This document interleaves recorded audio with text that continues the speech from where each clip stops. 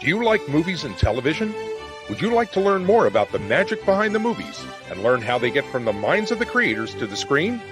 Do you consider yourself a bit of a film buff and would like to know more without going back to school? Then this is the show for you.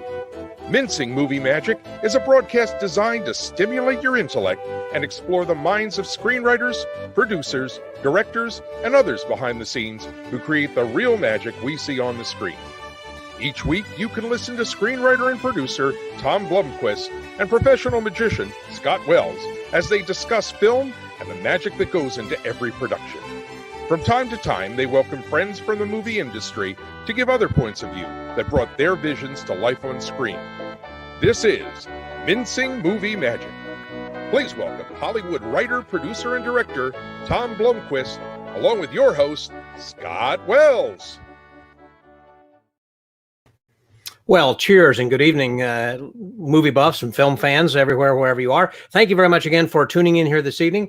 We're going to be having a fantastic conversation with noted actor and director Mark Gant as our guest, but we're also going to be having, of course, as my co-host, the person who is helping to run this, actually as my director, is going to be Tom Blomquist. And he has recently completed a book, actually his second book of Devious Thinking, and I'm going to show you just a little bit of a promo for this that I did for him. And then we'll wrap up towards the end of the evening with a new promo that a friend of his had unsolicited sent in after being inspired by what you're about to see here first. So let me show you this, and then we'll bring on Mr. Tom Blomquist.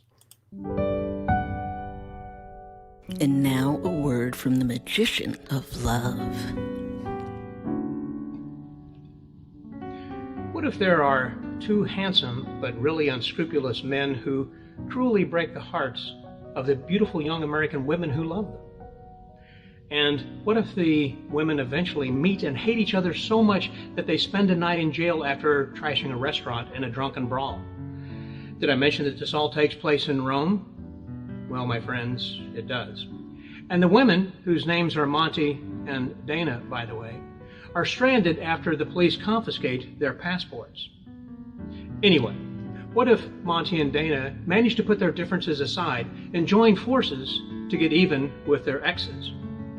And since they have no experience inventing the kind of diabolical revenge scheme they'll need, what if they decide to use the only weapons at their disposal? Their feminine wiles. But what if they have no idea of what they're getting into? Because what if this all involves hustlers, crime figures, police, and even an artist known for graphic nude paintings of women just like them? And what if things get a bit risque in the process? What if they get a lot risque? Because you can rest assured that no matter how many times their plan goes off the rails, Monty and Dana are not going to let the men who hurt them get away with it. And that, my friends, is Devious Thinking. Misadventures in Getting Even. Written by Tom Blomquist, available at Amazon.com. A story about people so devious, they said so on the cover. Stay devious, my friends.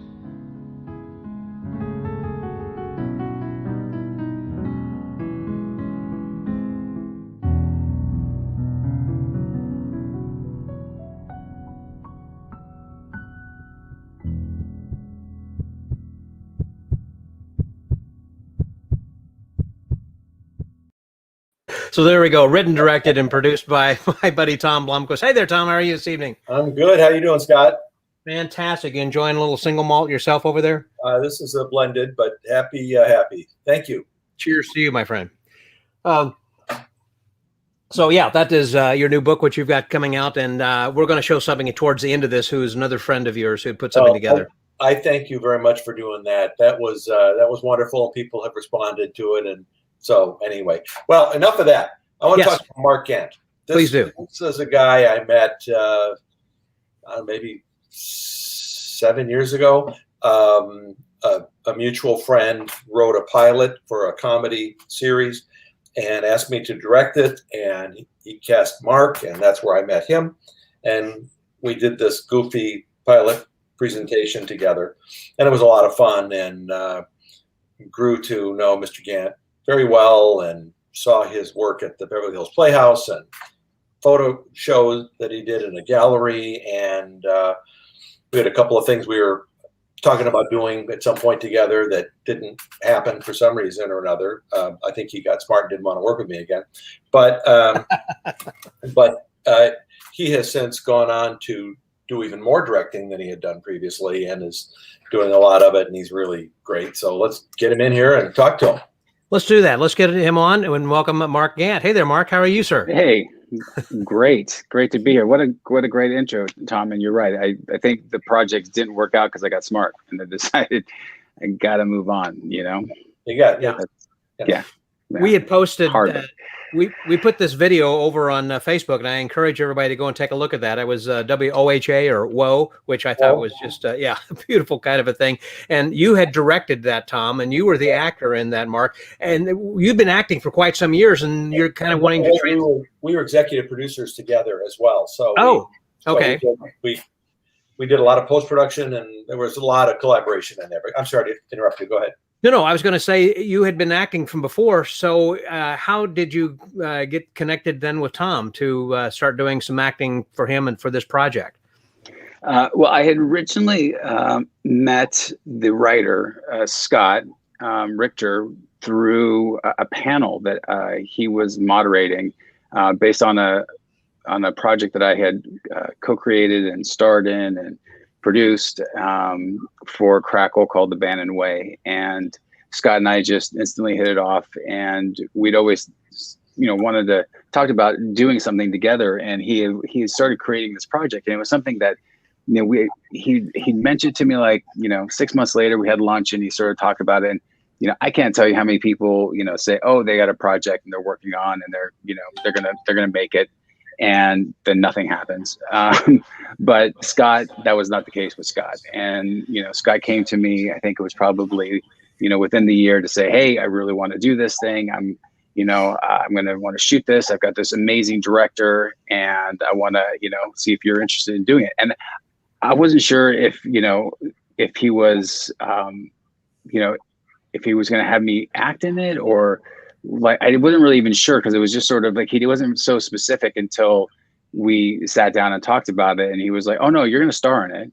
And, Tom's going to direct it. And, this is what I want to do. And it was fantastic. And Tom and I met, and we hit it off instantly. And I knew that, I felt safe working with him. And, he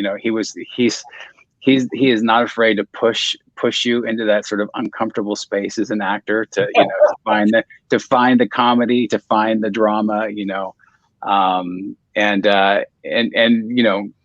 challenging not to laugh when he's behind the monitor if he's finding something funny. I know you would like to do some directing also. Do you find it easier or more difficult to be an actor as opposed to being a director?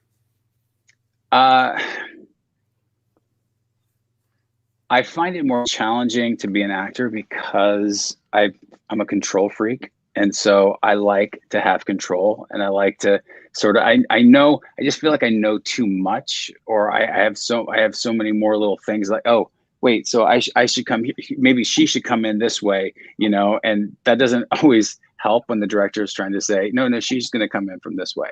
And then I'm wearing a wardrobe that I didn't think I should wear. And, this is the lighting.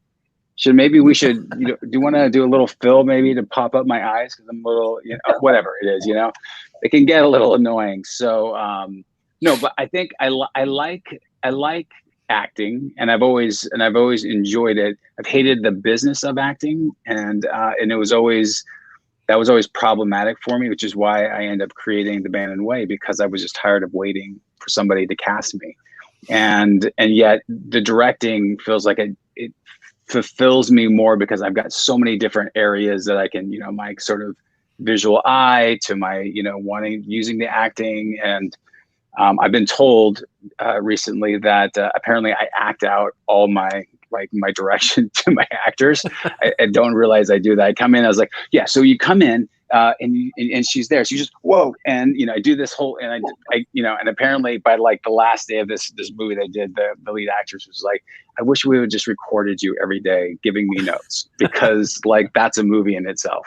Yeah. So I guess I really do like acting. It just, it's, I think it's easier for me to direct and be a little outside of it. The acting, I feel it's tough because I feel like I'm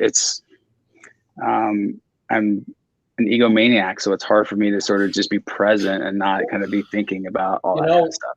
Scott, it's true of a lot of actors. Most actors, they may love acting, they love embodying another character and not being themselves and all the stuff that we know actors do. But actors are frustrated a lot. They're the last one to see a script.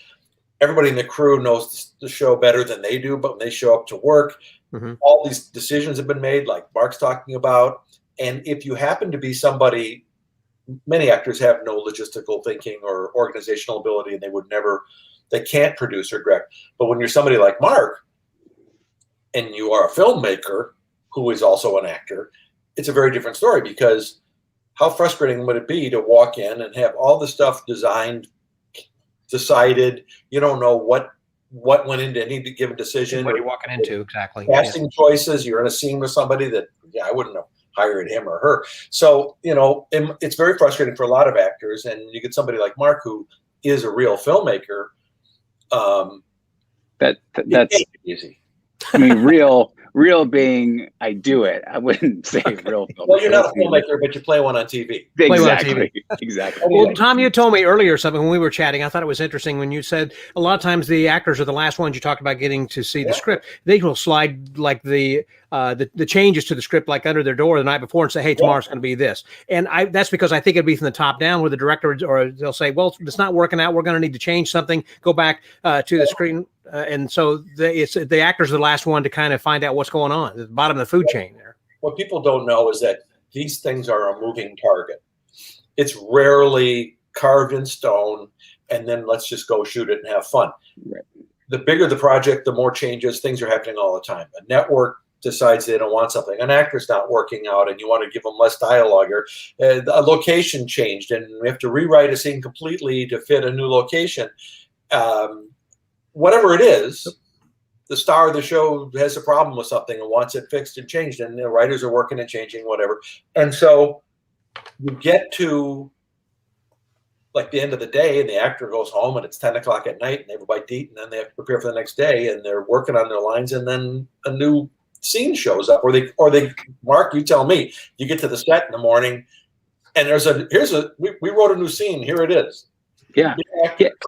Yeah, and you've, I mean, Tom, I'm not sure how much you talked about. I'm sure, knowing you quite often on the show, about what you've done in your past, but you're actually very humble, which I love about you. Is one of the things I really loved about you is that you share your knowledge so easily, and there's no ego. There's no like, oh yeah, I'm this Hollywood showrunner who's done all this stuff, like, which you have. So there's so many. I think that the actors that get it are the ones that you're describing. They may not necessarily know the technical part, but they understand the business. They understand that the showrunner and the writers of the show and the directors are not the final say, even though they're your buddies and they're the ones that you're seeing every day.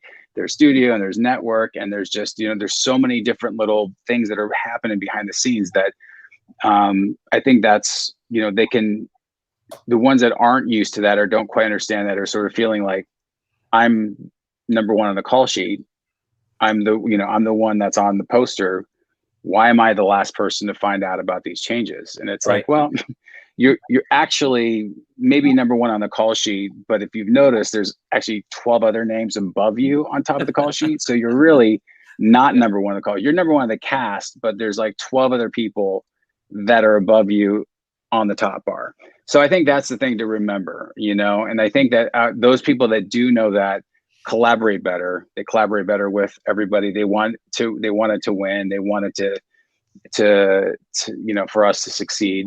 But those people that complain are the same ones that don't want to do the press. They don't want to do the marketing. They don't want to show up on their day off to promote the show, and you're like, but it's your show. Like, you've spent all this, yours is your the face. whole career to get it. Yeah, you spent 20 years complaining about not having your series and how it would be different if you got one, and then you got one. And you're like, oh, now it's up in Vancouver, and now I got to do this, and now they want me to go talk on my day. I got 2 hours, and I got to go in and talk about the show, And there's other people just come in and kill it. I worked on a series once with an actor who literally was living in his car, sleeping in his car in the Sportsman's Lodge parking lot in Studio City when he was cast in a pilot. The executive producer got him a hotel room at the Sportsman's Lodge for the duration of the shoot.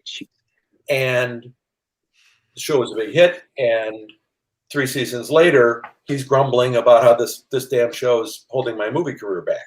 It's like, you were living in your car. And by the way, fabulous guy, good friend, and somebody I almost worked with a couple of times on other series that he got. Wonderful actor.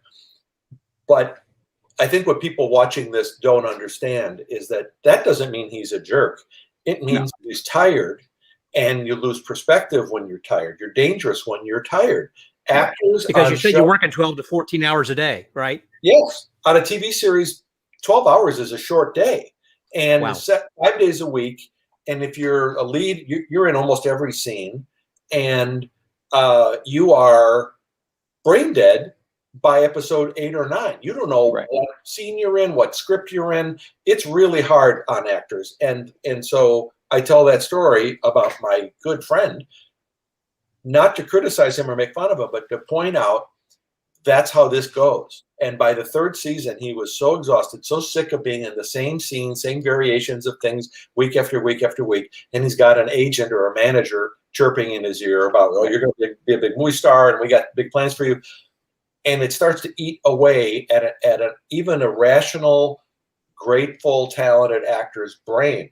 It's very hard to be an actor. I'm glad I'm not one and never was, but I'm sure Mark could talk some more about that. But some of those people he's talking about just have lost perspective. And many times it's because they're just either over pampered and they don't know how to take no for an answer. Mark, or they're tired.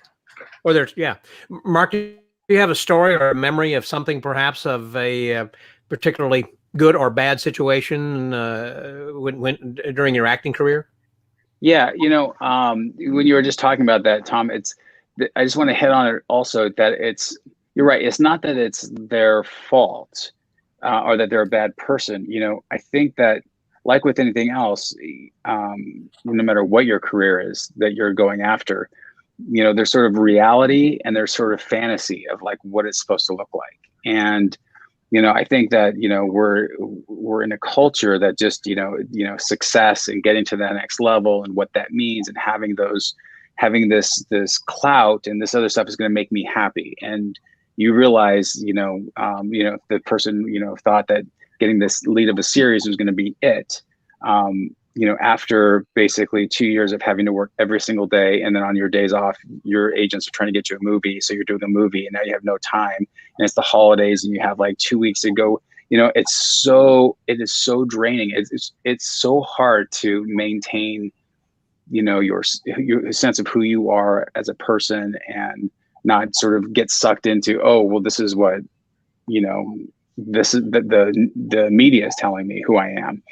And so it's really, really difficult. So, again, I think that, they can be, it's a product of just the business that it is, that we all want celebrities, expect being a celebrity is supposed to be this other thing. And it's really difficult. So on that note, one of the great opportunities I had is I got cast in Alias, which was it's a great Abrams. show. Yeah. That was one of my favorite shows. Jennifer Gardner. And she actually directed the episode that I was in, and it was such a it was a fantastic experience from like start to finish. I ended up meeting the other guy that was the other bad guy with me. We had this car chase and this whole thing. He ended up becoming my stunt coordinator on 2 of my movies and 2 shorts, and he's just become a really great friend. So just based on that alone, like, the project was amazing. But because she was directing, and she had never directed before, but as Tom can attest, a lot of you know, as the series goes on, there's going to be, you know, actors and first ADs and cinematographers and editors and craft service people who feel, you know, excited about the opportunity to direct and feel like they know the show better than everybody else, just like Tom said. So why not give them a chance? And so Jennifer it was her opportunity, and she had asked for it, and JJ said yes to her. And so I just remembered like 2 times on the show where we were waiting for an actor, like one of her co-stars. And she got in the van. It was her and I. We went to go. She was going to base camp. We were at Huntington Gardens in Pasadena. It's a beautiful place. And we were going to base camp because she wanted to get the actress out of her trailer because we were waiting for her. And she gets in and she's telling the Teamster to step on it because we're losing the light. We have to get outside to do this thing. And she turns to me, she goes, the best thing I've learned from this whole process is get off my phone. I'm getting paid to be on set. I better not be on my phone. And she's like, I just realized that I don't realize everybody's waiting for me. I didn't realize how many times the crew who spent all this time setting up this shot, getting everything perfect, the dolly, the crane, you know, the lighting, the props are getting everything set, and they're waiting on me because I'm making a phone call. Wow. So she went, knocked on the door, got the girl out. She got inside the thing, and they were talking about it again. And of course, the girl felt horrible and was like, you know, it was like I was my agent, everything. It was like whatever it was very important. And then afterwards, you know, after we just shot the scene, and Jennifer came after, we were just kind of shooting the shit, and she's like, yeah. She's like, I just can't, I'm just never gonna be late to set anymore. I'm not gonna be on my phone. I'm gonna be ready to go. This is like, you know, what you all do. And she was saying this sort of to the crew at one point too. I'm grateful for what you do. And I apologize for any times that I have not been prepared, have not been ready to go. And I just want everybody to know that I appreciate everything they did. So it was just such a great experience to be, you know, and I've had so many of those examples of directors or lead actors sort of showing the way, you know, say like, this is what it is to be. Well, that was J.J. Abrams, right? The director back then. And of course, gosh, look what all he's gone on to do. Yeah. And I've noticed a lot of times seems like directors will take some of the actors with them. I see a lot of some of the same people that follow. You know what I'm saying? Yeah. Is that because they're easy to work with, or they they have a good working relationship? Yeah. I mean, right, Tom? I mean, like there is that thing. I mean, there's so many moving parts. There's so many stuff going on. Like if you can just like hold on to one thing that I just don't have to worry about that person or her, and I just know she's going to kill it. Clint Eastwood is a perfect example of that. He has like an ensemble of people that have been in I don't know how many of his movies, and he knows good acting. He doesn't even audition people. He looks at tape and goes, "Yeah, Mark Kent, he's the guy." What do you mean? Well, he knows what he's doing. Right. He doesn't need me to teach him how to direct or how to act. So, look, when I went on to the set of Whoa, I had not met Mark. So here, I'm the director. He's the star of the show. Hi, nice to meet you. Let's go to work. And immediately, as he indicated, we clicked. I could see it in his eyes. He understood what we were up against, which was a very short schedule on a very low budget thing. And he was ready to work. He was ready to play. He's like, tell me what you need. Just tell me what you need. And you can smell that on somebody. And we had a lot of fun doing it. We got through it. It kind of remarkably, he was willing to play, willing to like be embarrassed, all these horrible situations we put him in. And we had this pretty hybrid cast around him, you know, Leslie Jordan and Linda Blair and I mean, just wonderful people. But we had fun and we were moving really fast. I mean, he had to trust that I knew when we got it. If he wanted to do another take, I want to do it again. He had to trust that I had to trust, you know, we could do this. And yes, of course, you can do whatever you want. But not everybody can do that. And so when you meet someone that you click, trust me, if I had gone on to direct another series or a movie right after that, Mark would have been one of the first names I called. Hey, I got to find a part for you. You want to come and play? Let's do this again, because you develop a shorthand. a director is sitting there watching, and he's kind of go, "That's it," and the actor knows, okay, that sucked. I'm going to do it again, and you developed with some people an incredible collaborative, unspoken communication thing. And in one of our previous conversations, I talked about Tyne Daly, who's one of my favorite experiences as working with an actor. And we developed this shorthand of, I'd be standing off, or watching, and she'd do a take, and she'd look at me and she'd go, "Thomas, what do you think?" And I went, "Oh," she went, "Too much cheese?" I went, "Yeah, a little too much." She said, "Let me give you a nice thin slice of Velveeta." And we developed a manner of speaking. She'd say, "Watch this. Here's a Gruyere. This is going to be really." And I mean, we never talked about acting. It was always about cheese. And it was amazing because I knew what she was talking about. She knew what I was reacting to. And we talked about cheese, not more or less, bigger, smaller, other things, ways people talk to actors. We got into this thing about cheese. Cheese whiz one time. I'm going to do a cheese whiz. Watch this one. And it was actually a nuanced, different take than the other one. And in her mind, she was doing cheese whiz. And when you got a relationship like that with somebody, you can't beat it. It's just wonderful. Yeah, and I think also what's been what can be a challenge especially with episodic television for actors is that nowadays they're at least you're sort of doing sometimes you're getting directors doing 2 episodes at a time, sort of back to back, so you have at least some consistency. Otherwise every episode is a different director, and so there's this learning curve that happens. I mean, if the director has never been on the show before, there's so many things that their director's trying to catch up on. Let me interrupt for just a second. Yeah. It's something I have noticed that we pointed out there, and Tom and I talked about earlier, and that is how you don't have the same director. Let's say it's, I don't care, CSI or some episodic show, and you're watching it, but the next week it's a different director than somebody different. And I always thought, well, it should be the same director all the way through, but it's not. Can you explain why they have different directors and what they're doing? Well, why may be a Tom question, but I would say that, I think there's something about having a sort of a fresh set of eyes that come on to a set and you're looking, and that's what they're paying that director to do. I mean, even though they really want the director to just deliver the same show that they just had last episode, that was really good, they also want to make that there's a fresh take on it. They're going to know, there's, very much like, the writing staff of a TV show will have a show Bible of like, this is what, these are the characters. These are what the characters will do. This is sort of our world, not sort of, this is our world. Right. And same thing with directors.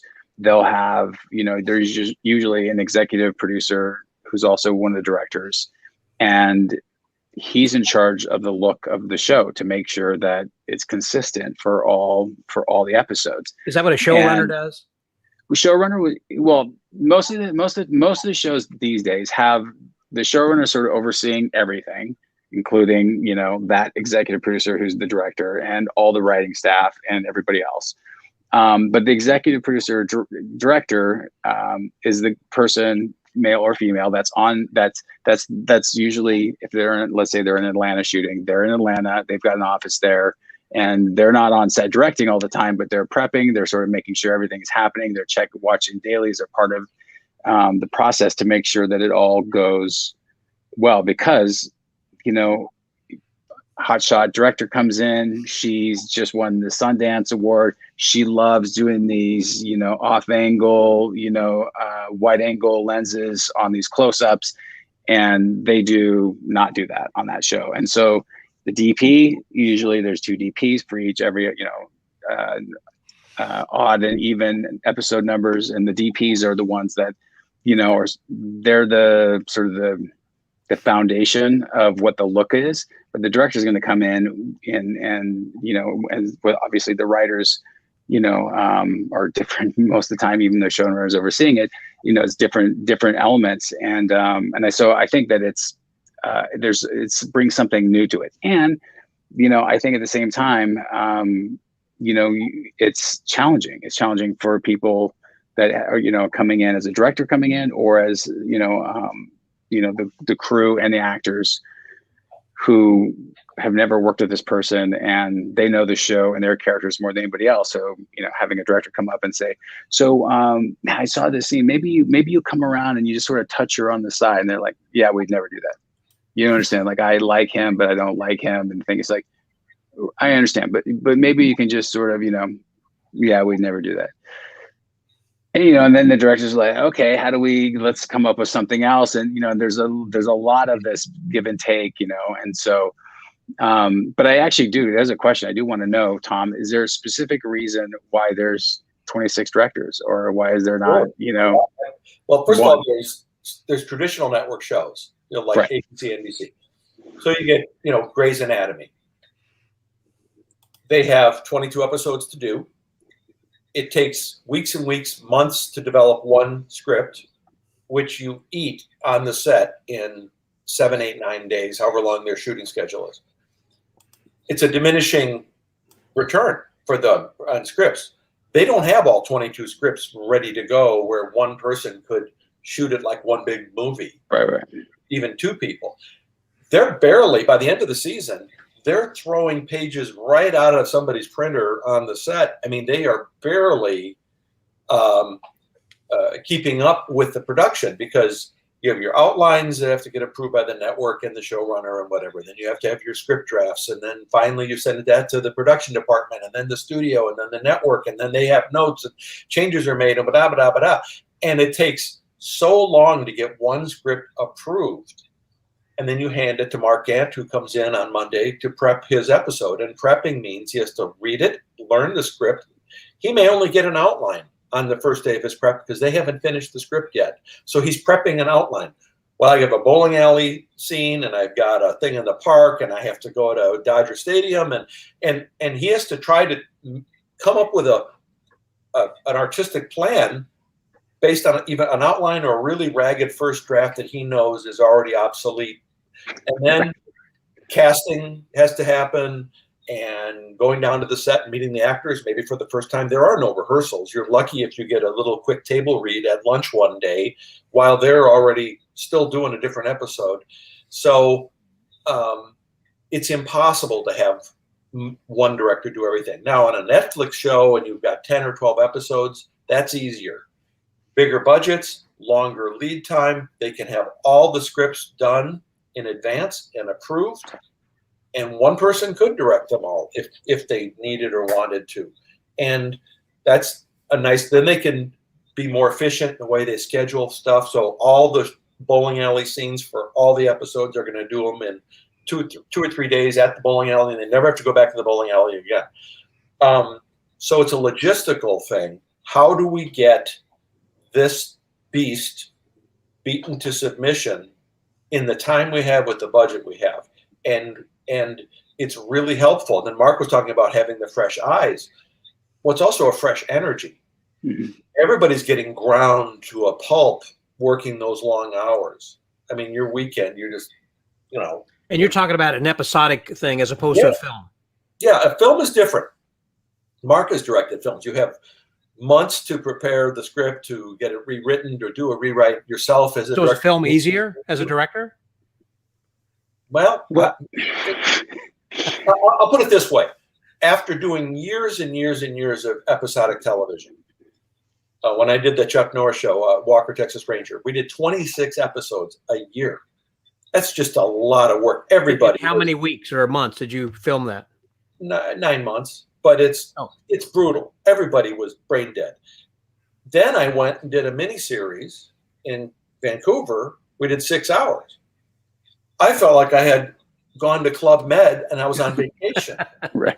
Now, even though we were all working really hard, it was 6 hours. And I kept thinking, man, these movie guys are stealing the money. This is great, because I could do so much more preparation, spend more time on the set. I wasn't directing. I did second unit directing and pickup scenes and things, but I could be on the set with the directors a lot of the time. And I didn't have to be doing 15 other things. I could be there, answer questions from the cast, help the director stay, on course, or help them bring good, cool ideas to fruition. It was great. I mean, 6 hours versus 26 in the same amount of time. It was awesome. So that's my answer, is that, give me $40 million and 2 years to make a movie, and I'll be really happy. And so will Mark, because he'll be in it. Well, that took I'm telling you, and Mark, you've done a bunch of TV movies. That first one you did for Lifetime, what was it called? The Murder in Mexico. Murder in Mexico. Yeah. I mean, that was just a phenomenal movie. And I know you had many episodic type restrictions in your shooting schedule, but still, one project that you could completely immerse yourself in had to be really awesome. Well, look at Francis Ford Coppola, who is doing Apocalypse Now, and that took years. And write and rewrite, and came out with a classic, of course. But golly, I mean, he had a lot of time and a lot of money. Yeah, and a lot of people, Martin Sheen had a heart attack, and Coppola, allegedly had a breakdown. I mean, there was a lot going on there. That was an intense. Yeah. We're off in the jungle, and it was, I'm sure, a arduous task. It was a huge production, even with all the time in the world and all the money in the world. But anyway, Mark, tell me about the Murder in Mexico thing. Yeah, Murder in Mexico. Yeah. Yeah, that was my first feature, and it's so funny. It's like I remember when the producers called me. The producer was like my production coordinator on The Bannon Way at Crackle, and she's now producing, and she's been producing movies, and I had just sort of updated my director website, and I got up some of the shorts I had done, some branded shorts I just finished for Lifetime, and she said, "Hey, I want to put you up for this directing gig for this feature. Would you be interested?" And I was like, "Yeah." And she's like, "Great." So when this whole thing, within a couple of weeks, it was like between me and this other person, and then like they decided yes, and so I got the job. And she's like, "So you got the job." And actually, one of the things I had said is when the beginning was like, do you have a script? She's like, "Yeah, but I can't really. Let me just see how far we get before I give it to you, because we're on lockdown on it and everything." So I said yes to a project before I even read the script. And then I got the job. And she's like, "I guess you should read the script." And I was like, I should probably read the script. And so then I read the script. And one of the things that I really, for me as a director, I'm drawn to are, I love, obviously, true stories, and I love true crime stories. And I grew up, my dad's a, retired cop. My mom was a cop. My stepdad was a cop. My brother is a cop right now. And so, and I was, a drunk and a thief. So like they have this both things going on all the time. And so I've always loved those, those stories. And so what really connected me was the characters and trying to make it personal for myself. And so instead of being this daunting thing of like, how am I going to tell this story in a movie that I've never done, and like a bigger schedule and, more money and, more people watching, I really, leaned into what my strengths were and needed to reach out, let it and sort of get into that collaboration mode way more for a control freak than I normally would want to. Because it was just, I needed to have that support. So that meant that my DP, to my production designer, to my costume designer, to the producers, we were all, how do we tell this story, of Mexico while we're in LA with like $10? How are we going to do this? And so it was a challenge because the money wasn't this massive amount of money.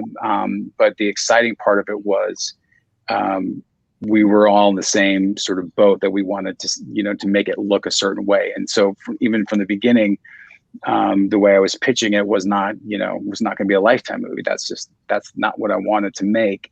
And when I say not a Lifetime movie, meaning, I just want to, for me, there was a certain look that I wanted to have. And, Inarritu is one of my favorite directors. And I said, I want it to be, sort of a Morris Peros or, 21 grams. And, the producers were on board. They said, yeah, let's do it.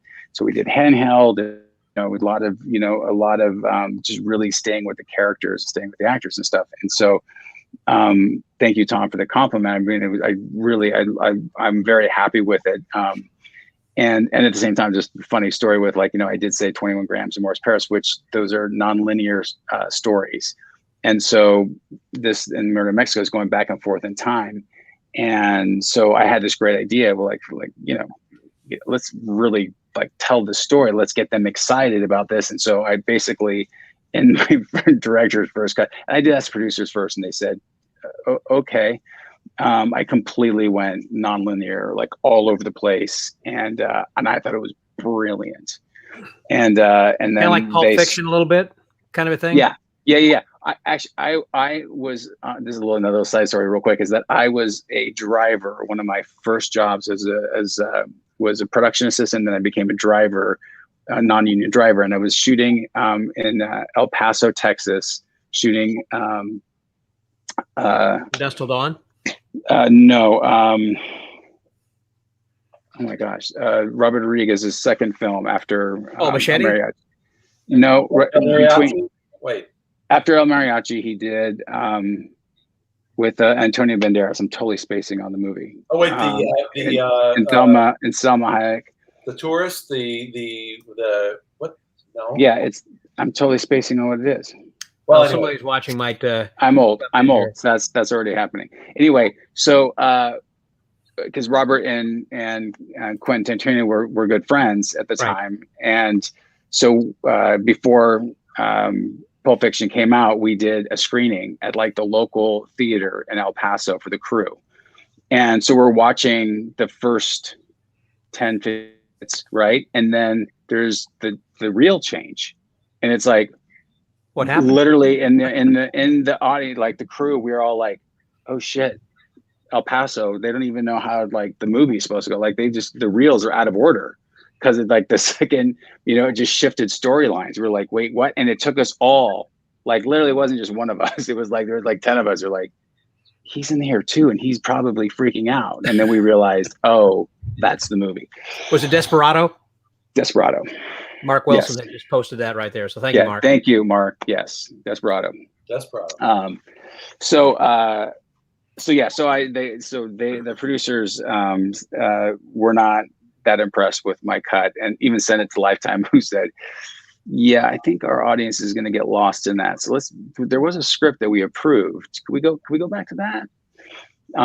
So we did, but I didn't know any better, and I've learned since then, and I've got to work with them on 2 more movies after that, and they've trusted me to deliver the product that they have got approved.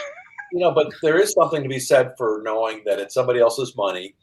As I used to always say to my students at the university, it's like their party favors. If they want you to wear a funny hat and use a noisemaker and you hate that, you still do it because it's their party. That's the correct thing to do. And so I think people, Scott, believe that they see this director idea, and they think everybody is Martin Scorsese or Steven Spielberg, and you can have it do anything you want, the way you want to do it, and it's my way or the highway. And in fact, the real world is not like that. These are huge operations. Even when we did this little pilot, we had a crew of 40 or 50 people coming and going, and equipment, and we were in a real location. There was no studio, and it was hard. And so you have departments. You have the costume department, the casting department, the sound department, the transportation, the PA, the production assistants, the craft services, the catering. You've got all of these people, the grips and electric and camera department, and they're all working in sync. And the director's got to come in, whether it's a movie or an episodic, and inspire everybody to get on the same train, going to the same station. And Mark was talking about collaborating with his people on that movie, and that's what really good and intuitive directors do. The guy that walks in and goes, "I'm the director. I won a film festival award." Nobody cares. They're all going, "Yeah, you big jerk." Yeah. First episode I ever directed was an episode of Swamp Thing down in Orlando, and we were humping. I mean, we were really moving. And one of the guys in the crew came up to me. We had this campfire scene up with a swamp set up, and he said, "Wouldn't it be cool if you had a crane?" And I said, "Well, yeah, we don't have a crane. There's no crane in the budget." He said, "I know where there's a crane. Give me 15 minutes. And he and a couple of guys went across Universal Studios, stole somebody's crane that was parked behind their soundstage and brought it over. We used it for a shot. This guy had a degree from like NYU Film School, and he's got gloves and he's up on a ladder pointing lights, but he was a perfectly motivated and trained filmmaker himself. And when you understand who the people are you're working for, the director that comes on the set and never learns anybody's name the whole time. Mark's not that guy. I'm not that guy. And I'm terrible with names. But, you need to be able to say, hey, Harry, how you doing? And geez, I heard your cat was sick. And how you doing today? It's important humanity-wise. It's important motivation-wise.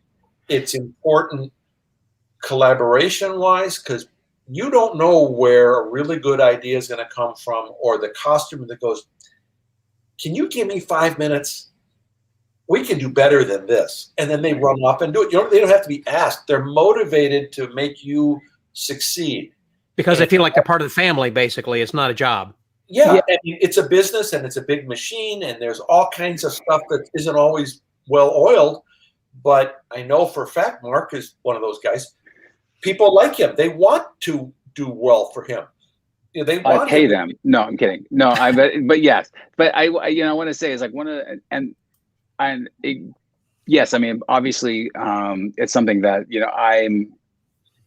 my dad taught me a certain sense of, work ethic, and to treat people equally, and to stay humble and those kind of things.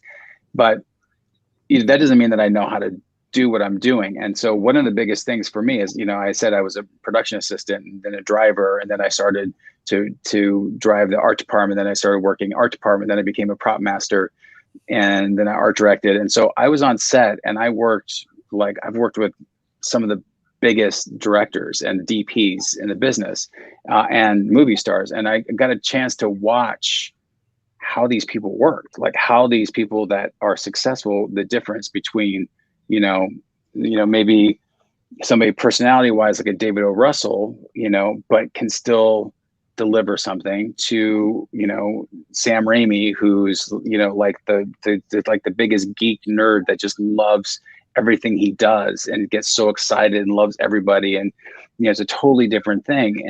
And to see how, George Clooney walks on set and knows, just as you said, Tom, like literally walking by to the grip. That's like, a day player, apparently, that only worked a couple days on the show. Hey, Tommy, how's it going? Yeah. How's the kids? Yeah. Good. You have a good weekend? All right. Nice. Does it like those shorts? Do they make them for men? All right, cool. And then like walks away, and everybody will, whatever he wants to do, whatever you want to do an extra take, you want to get this other thing, and I think that's, and that was Ocean's 11. It was Steven Soderbergh was like one of my biggest, like the directors I love. And at the end of that day, I asked him, I finished shooting our stuff with Brad Pitt, which was like, oh, the whole thing was like this so surreal sort of thing. And I said, do you mind if I stay for the rest of, like, I'm wrapped, but I would love to watch you. You've got a couple more scenes I'd love to watch. Do you mind if I hang out? And Soderbergh's like, yeah, I guess. And I said, I just want to say, like, this is like the best day I've ever had. This is like the best day of my life. And he took a beat. He's like, I'm sorry to hear that. Well, I mean, there's always, you have, hopefully something else will be better than this. And like walked away. And for me, it was because I was watching him, and I was watching these actors, and I was watching how people were working together, just as you say, from the makeup and hair people that he trusted with doing what they do, and watching Soderbergh give direction, it's barely direction. It's like he just doesn't do that. He knows, very much like Clint Eastwood, he's going to hire the actors that are going to do what he wants them to do, like he knows. And then if he needs to come in, and mostly so it's about. I went to a Directors Guild seminar one weekend with the great Mark Rydell, director who's done millions of movies, John Wayne, and I think he did On Golden Pond. Great director, and well known for being an actor's director. And what he said he did the first day on every movie is he'd get the entire crew gathered around, and the whole cast, even if they weren't called that day, they were called the first day. Everybody gathered around. He said, "Ladies and gentlemen of the crew, we are here for one purpose only. We're here to capture what these people do in front of the lens. Nothing else matters. So when I say action, you better be ready. And because it may only happen once, and we're here to capture the magic. And he said what that did was, first of all, made the actors love him and would do anything for him. I mean, if he said, I'd like you to stand upside down and blow bubbles out your ears, they, yeah, whatever you want, Mark, because they knew he was all about their performance. And that was the trust Mark was talking about earlier. The crew knew, oh, this guy's not a dilettante who's going to be like, I'm going to do another 20-foot, pointless dolly shot, and somebody says, oh, there's a flag in the way, or it's out of focus. I better be ready. When he says we're doing this, the focus better be right, and the thing better be ready, and you can't say, well, that light was in the wrong position, because he told us. And he said, when you call me to the set with the actors, they light, you walk it through.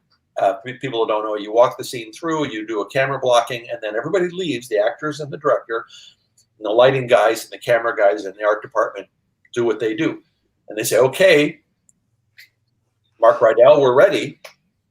He said, well, when you call us there, you better be ready, because we're going to do it and we're going to get it. And it's all about capturing what these people have to do in front of the lens. And none of this other shit matters.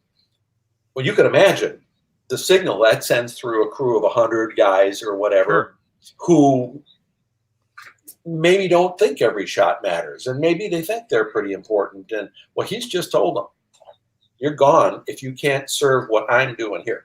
And you got John Wayne and people, whatever, major actors, Henry Fonda, they know this is my guy. And I love that, because it's a kind of director that I've always admired, which is it's about the performance. You've got a script that you and somebody approved. Let's get the performance. Let's get the best we can get in the time we have, with whatever limitations we have. Let's get that recorded. And all the other crap, all the trick shots, and Mark's talking about the hot shot, the Dutch angle, let's do a handheld and we'll spin the let. No, screw it. Just lock it down and shoot this thing. We got 5 minutes. Mark is ready. I don't care what you want to do. He's ready. He's a racehorse. Actors like racehorses sometimes. They're ready to go. They're ready to go, and they blow the whistle, and they shoot the gun, and they go out of the thing. And you may only get one take or two takes. Clint Eastwood famously does everything in one or two takes because he wants it spontaneous, and they know he wants to get that. He doesn't want to do 25 takes of some guy coming through the door. Let's get it right the first time. Let's get all the spontaneity and all the energy and all the everything Mark Gant has to, can bring to this, and he'll serve it up. Well, without naming a director, is there someone that either of you have worked with? It's like, this guy is bad. I'm not really interested in working with him. I don't like what he's done or what he's doing. Have you got a story of somebody like that, or the reason why? I'm not saying any names, of course. No, of course not. Names. Go ahead, Mark. But yeah, well, there's a couple of things. I mean, there's two stories. There's two quick ones. Like, one is, I've worked with several DPs, director of photography, cinematographers that have turned director, and they're brilliant DPs. They're fantastic. Like they can light and set up a shot like business. But God forbid give any sort of direction of what's supposed to happen in the scene. And I remember sitting in the driving, and I was on set. And I came to bring the actors back to the thing, and the two actors are getting in the van. They shut the door, and there's just like sort of quiet, and the actress looks to the actor and goes, "Is he ever going to give us direction?" Wow. And he said, "Apparently not. So this is on our shoulders." She's like, "Yeah, because that was a mess." And and I saw it. I mean, and it was start on the feet, steady cam, 50 feet, then jump on the lift. The lift takes her up, does the thing, gets this shot thing. First take, it was like we cut, and director said, Great. So yeah, let's. What happened to our focus here? What happened? Thinking the actors are just sitting there. Anything about us? Nothing. And these are movie stars. These aren't like the actors. These are movie stars. Right. And the director was just concerned about the shot and the other stuff, and then we just reset. And so I've noticed that, you were saying that, Tom, was like, I could tell you there's so many mistakes I've made, over the years, the last, first two features for sure, where, I was concerned about what I thought needed to happen in the shot, how the camera needed to move. And even the DP and I would get into this thing, and he moved the camera when I thought it stayed right here, and he moved. And I was like, wait, no, it's supposed to be this. And so then afterwards we talked, and then he would say, yeah, I moved the camera because the actor moved. The actor moved, and I was going to stay. You want the moment. Right. She was in it, and I was staying with her. And I was like, I know, but you sort of drifted a little bit. And then I wanted you to stay there because then she's going to walk out. He's like, I didn't think she was going to walk out. And she didn't. I was staying with her. And I was like, right. You know what I mean? And so there's a lot of times that the director has to trust that the actor is going to, show up, but also the crew is going to be there to make sure that they're delivering what, they're going to be able to capture that as well. And you have to trust. And it's tough because, everybody's on their own, thing. And, a DP that's got his eye in the lens, and she knows exactly, what is going on and what's going to, did you meet, Tom, when we did the reshoots at your school for the movie I did in Barcelona, did you meet Polly Morgan? Yeah. That DP? Polly Morgan is like one of the top DPs right now. Yeah. She's blowing up. And she was so fantastic. Like she knew exactly what she was doing. She knew exactly how she, actually, how to run the crew with her that day because I wound up being your first AD. That's right. No crew. It was just her and a camera assistant. Yeah. And a producer from Barcelona. That's right. Barcelona. And no, she's amazing. Polly Morgan, great. Yeah. So anyway, that I think that's the there's the directors that don't quite that are more concerned about the look of the movie, even if they're not DPs, but just the directors rather than the acting. With that. Yeah, then the acting, or they don't. And I think a lot of them, it's like it's a language you have to understand, and some directors were actors like I was. Some directors were not, but they still have an intuitive understanding of storytelling. And I think that's the big ticket to see. I mean, my wife is director, and what she brings to a set, like she knows every character's arc. She knows in the scene, she knows exactly where they need to go, where they're going to go. She can literally explain it to them. She knows the story better than, the script supervisors try to, come in and say, so she's going to be leaving and then coming here. She's like, no, she's not, because she's going here to there. And then she's doing that. And she's like, oh, you're right. I'm just going to go sit back over. I mean, she knows, understands storytelling. Shot out of sequence. So understanding film actors, it's not like a play, like we talked about in a previous conversation. It's not a play where you go from A to Z and the actor figures out how to calibrate their performance. They build it and they drop. They know that because they've rehearsed it for weeks, and they get to re-rehearse it every night, that they do it twice on Saturday or whatever. Yeah. But in film, it's completely screwed up based on the logistics. Talk about actors being frustrated. Everything on a shoot is based on the efficiency of the production. None of it is based on the actor's best performance.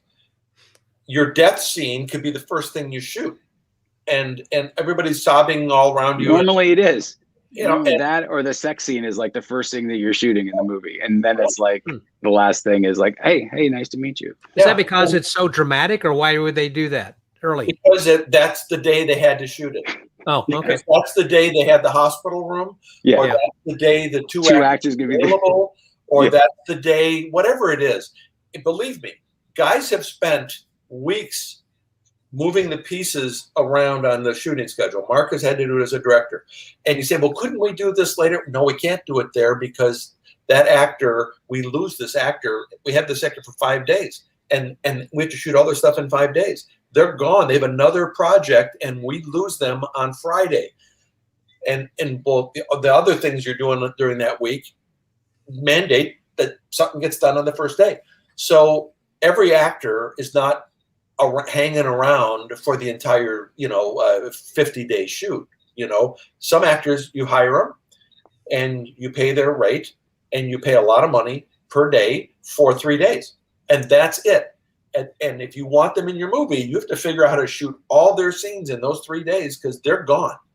Well, for an example, the short you did, I guess, for that pilot for Whoa, you had Linda Blair. I'm assuming she's probably a high-paid actress, and so you just had 1 day to shoot with her, I assume, right? Kind of a thing.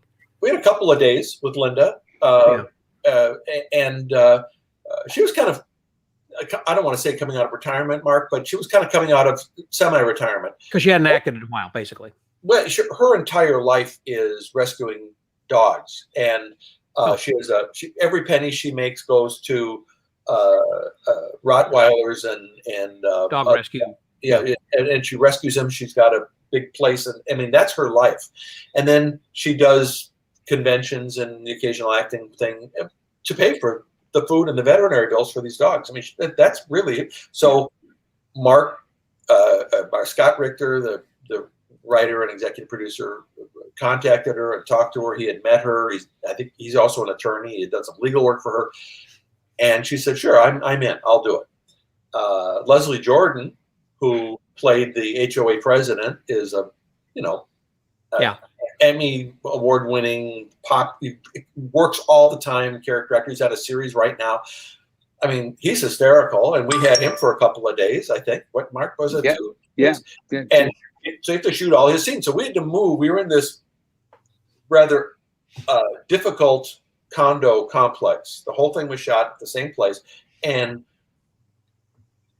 to get his scenes, let's say, down in the parking garage, well, maybe we were already down in the parking garage, and now we have him. We have to go back to the parking garage because, we were unable to artificially move the schedule around. And Michael Kennedy, our production manager, and our crew were just, humping like crazy to try to figure out how to make all this work, because we did have some limitations with some of the people and in their availability. And Mark was there the whole time, and I was there the whole time, but not everybody could be there the whole time. And we shot on over a couple of weekends, by the way, because that's when the condo complex was available to us as well. And so that was a financial consideration. Well, speaking of things that are going to be only available at a certain time, I would think it'd be much more difficult now during this COVID quarantine period we're in right now. So are you noticing, Mark, any changes during this past year of restrictions or things you have to do to comply with directing anything? Yeah, I mean, it was just like in October, I didn't work and direct until October last year. So from March 12th, we were in lockdown right here at this house until October. And the difference, besides 3 COVID tests before I stepped on set, wow. And wearing a mask and wearing an N95 mask and wearing a face shield, just to be within 12 feet of an actor who's not wearing anything. I mean, it was challenging. It was very, very challenging. And on that note, just I want to say that I got to direct some promos for the show that Leslie Jordan's on, the Call Me Kat on Fox. And so I knew that Leslie was going to be in this spot. And so I pulled up some stills of Leslie and I in bed, Tom, as you know. Oh, yes. And I've we're both shirtless. And so I walked up to him and I, reintroduced myself. I said, I'm not sure if you remember me. We did this little pilot called Whoa. And he's like, oh, yeah. And I said, I know. I actually, I had practiced it like 25 times prior to him walking up before I saw him. So I said, you probably don't recognize me with my clothes on. But, and he goes, oh, excuse me. Uh-huh. Mm-hmm. Tell me more, Mark. And then I said, so I showed him the pictures. I said, don't you remember from Whoa? And he's like, oh, Scott, such a fantastic, I love Scott. Oh my gosh, yes. And it was such a beautiful, beautiful thing. And he's such a sweetheart, and he was hilarious in the little thing that we shot. it was just so great to be able to like share that with him and just, have that moment. Scott, I know you've posted the Whoa pilot on Yeah. the page for this, and yes, on the Facebook page. I want to remind everybody to actually go to Mincing Magic Movies. I'm sorry, Mincing Movie Magic Facebook page, and you can see that pilot there. I mean, first of all, Mark is wonderful in this. The other actors, the supporting actors, the character actors, kill it. I mean, it really was a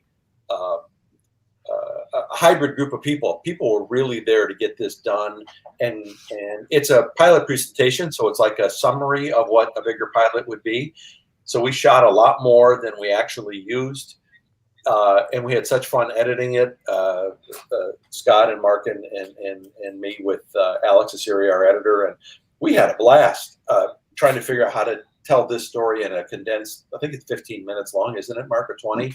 But it's yeah, it was longer. I mean, we shot way too much. I mean, we have way too many. I mean, we had a lot more material, but to show it in I mean, that's what I'm saying. Like, and it was. I encourage people to look at it, and then they get to see Mark in bed with Leslie, which is a wonderful, hilarious moment. This poor guy has been through so much, and Leslie Jordan, his character, she's very attractive. The little dictator character was really fun. Scott Richter, who wrote this thing, is a mad genius in his own right, and we had a good time. That was a special little opportunity for everybody, I think, for me especially. Yeah, for sure. I know, unfortunately, you've kind of got a hard 60 here that you need to do because you've got family obligations here out there in LA right now, and you're a couple hours ahead of us. Who's apparently just like he's going on 15. Like he's hilarious. They're just getting to that. He's in that just turning 3, and he's in that stage of like every day you're like, what did you just say? What did you just say? He's like, I think work out, Dad. You need to work out. Told my wife she needed to work out. Like she's like, oh, okay. He's like, they were eating like donut or something. He's like, save for later. Work out. She'll work out. Wow. He's like, okay. He's your manager. He's manager. Yeah. Trainer, manager. Yeah, exactly. Before we go though, I was just curious about what project or projects you might be working on that's coming up. So at the moment, I've got a couple Audible projects I was a writer, producer on that are going to be coming out this summer.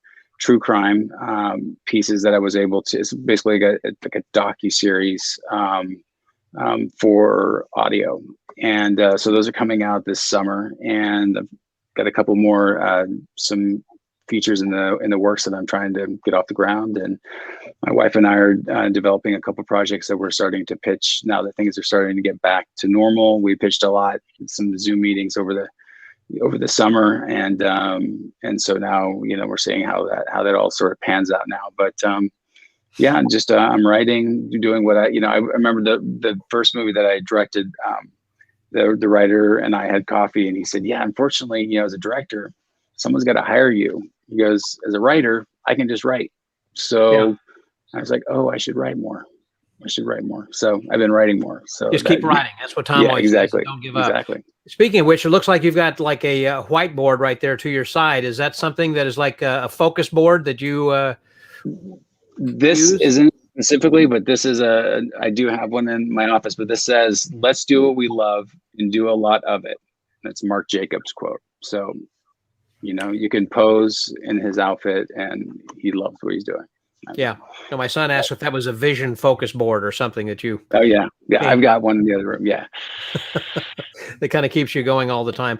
Well, this has been great. Thank you, Mark, very much for being our guest. Thank you, Tom, for bringing him on.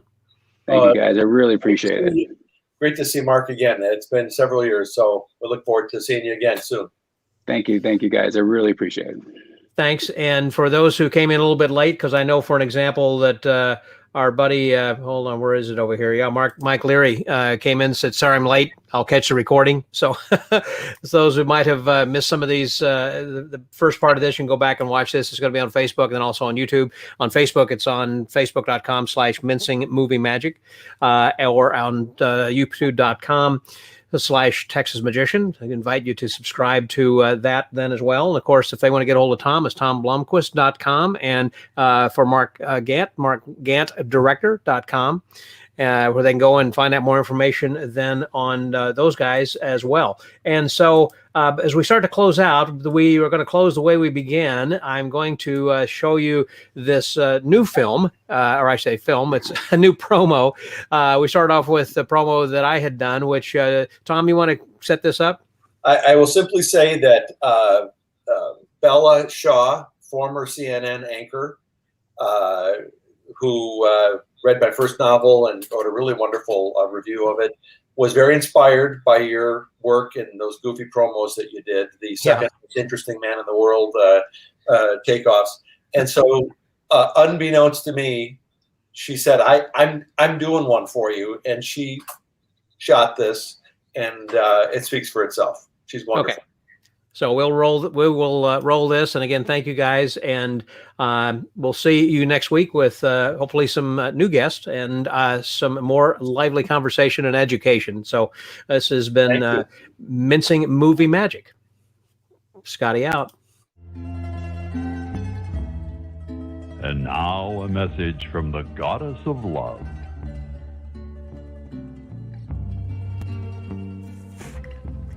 This book reminds me of the time I had my heart broken in Rome. Of course, that was 50 years ago. This book is smoking hot.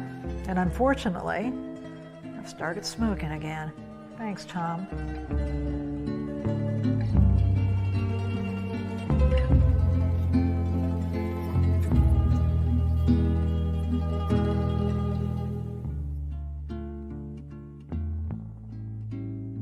Available at Amazon.com.